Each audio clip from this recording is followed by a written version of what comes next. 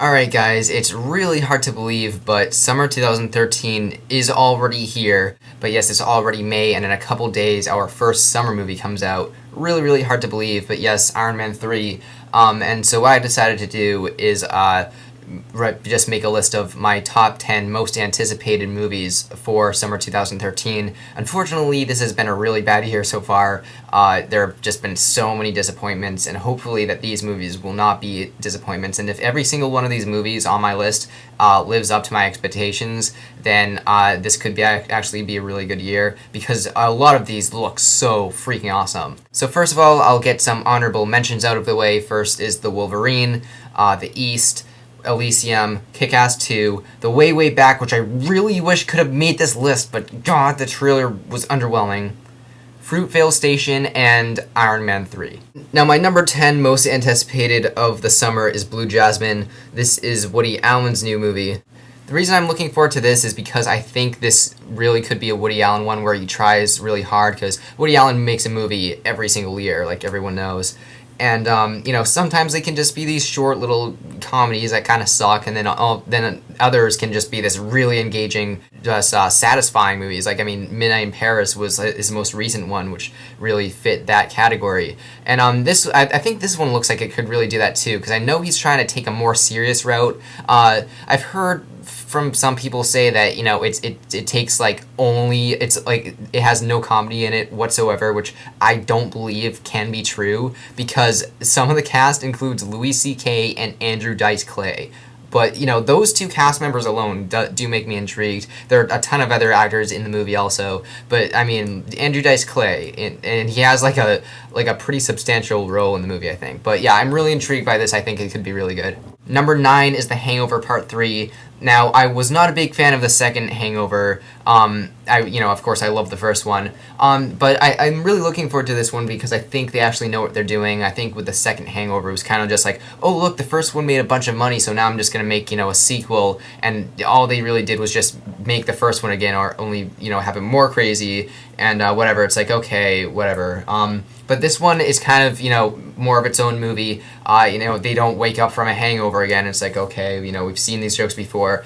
No, they're back in Las Vegas. It's another kind of crazy plot. And the trailers that I've seen look really good. I had some problems with the second one, but for the most part, I do think this looks really good. Number 8 is Star Trek Into Darkness. Now, I am really liking how a lot of the superhero movies for this year do look like they're mostly sequels, but they really do look like they're taking themselves much more seriously. Like Iron Man 3, one of the refreshing things about those trailers were that Robert Downey Jr. was completely serious as Tony Stark.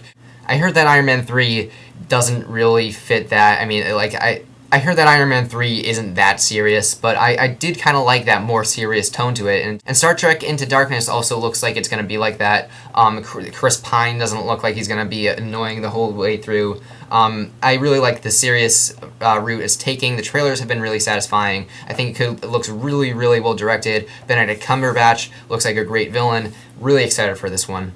Now, number 7 is This Is the End. God, am I excited for this one. I think this could be one of the most hysterical movies of the year, if not the most funny one, because this year has sucked so far for comedy, but I think this can bring it back up, because if you've seen the trailers, it's basically all these modern-day comedians, who are from, the Judd Apatow crowd, and then more of that silly kind of younger teenage crowd, that pretty much like the teenage movies of this generation. I'm talking about people like Craig Robinson and Danny McBride and all those people, and then like the Judd Apatow crowd for like Seth Rogen and Jonah Hill and yada yada yada. And they're all here playing themselves. And it's they're gonna take on an alien story, but it's just gonna be these guys being themselves, having their own humor. It looks like it's just gonna be such a great time, such a great experience. I'm so excited for this one.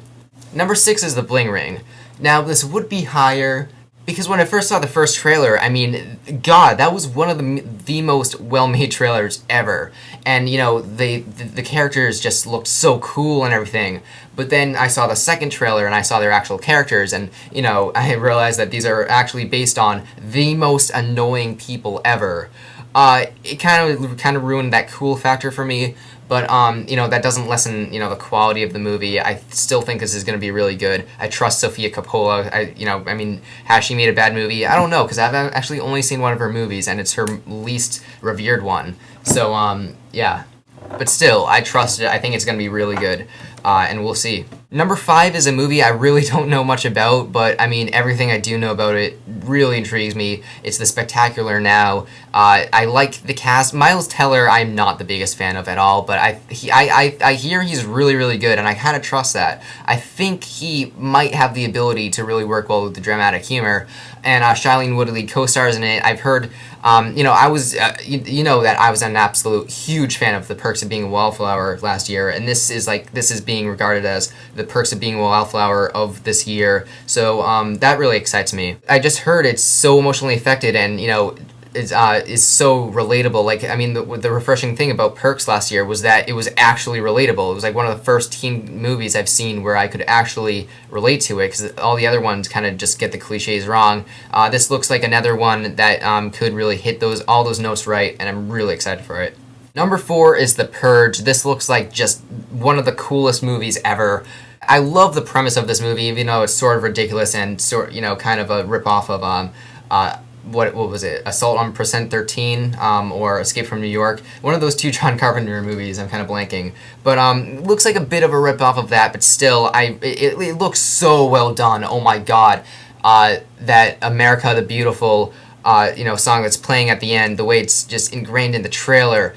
I can't wait for this movie. It looks so suspenseful. I love the way it looks like it's being directed. And Ethan Hawke is just on my good side for starring in Sinister. Yes, Ethan Hawke is way on my good side now for that. Never thought I would love him that much. But yes, dude, you're awesome. Now, number 3 is another horror movie. It's called The Conjuring. I've been excited for this movie ever since it was announced, because James Wan made a fantastic horror movie. You guys all know it, Insidious, that came out in 2011. Sure, that's his only really scary movie that he's done. The other one was Saw, but even with Saw, which wasn't very scary, you can tell he's really great at doing psychological horror movies. This looks awesome. I've heard from anyone who's seen it that is terrifying. It just has this spooky 70s creepy atmosphere that I'm digging, and I'm so excited for it. I really hope it blows me away. Yes, yeah. James Wan will be my favorite person ever if he does this and Insidious 2 really well. So yeah. Now, number 2 is Man of Steel. I'm surprised I have it this high on my list, because it's really one of those movies right now that's kind of like everyone absolutely goes crazy over, and I'm not denying it. I'm just kind of sitting back like, oh well, Man of Steel, yeah, it's gonna be good, and then when I see it, it'll blow me away. But yeah, I have it at number 2 because it really just looks that good. I just love the way it looks like it's being directed. Just all the power and the emotion and the music looks so well produced and so well crafted. I think this could be a much better superhero movie than The Amazing Spider-Man was. I did like that movie, but I think this can blow it out of the water. Zack Snyder is awesome when he wants to be. He's done a few shitty movies, but I think this could be maybe one of his best movies. I absolutely loved Watchmen. I don't know if he could beat that. I know a lot of people hate that movie, of course, but no, yeah, I think he can really bring an awesome Superman movie. Really looking forward to it. Now, my number 1 most anticipated movie of the whole summer for 2013 is Nicholas Winding Refn's Only God Forgives. The trailers for this movie, people, oh my shit. Of course, Nicholas Winding Refn has recently gone extremely under the radar because of his movie Drive and just how awesomely directed that movie was. And this looks even better. Like, in the directing category, this looks even better. When I first saw Drive, I wasn't as blown away as everyone else was, but it's one of those movies, it kind of just endeared me, and I ended up watching it 4 more times, and I really don't rewatch movies all that much. But no, there's something about that movie that's absolutely brilliant. This looks, oh my god, Ryan Gosling, anything he's in, I will see. And especially when it's with the Nicholas Winding Refn now. And the cinematography looks like it's going to be the best of the year. Yeah, I have seen 1 clip from it, and it's the best clip I've seen from a movie. One of the best clips I've seen from a movie this year. It beats out every single scene, every single scene except for maybe some scenes from Please Beyond the Pines in this whole year so far, and I've seen like 32 movies. So yeah, I mean, I'm trying to avoid footage for this one, but it is definitely my most anticipated movie of the summer. Please give me feedback and list off your most anticipated movies of summer of 2013. I think if all of these 10 movies are good, or at least meet up to my expectations, I think this could be a really fantastic summer, along with the honorable mentions and even other movies that I didn't even mention. It didn't even give an honorable one. So, yeah, hopefully this summer can redeem this year. Really looking forward to these movies. And, yeah, so bring it on, summer.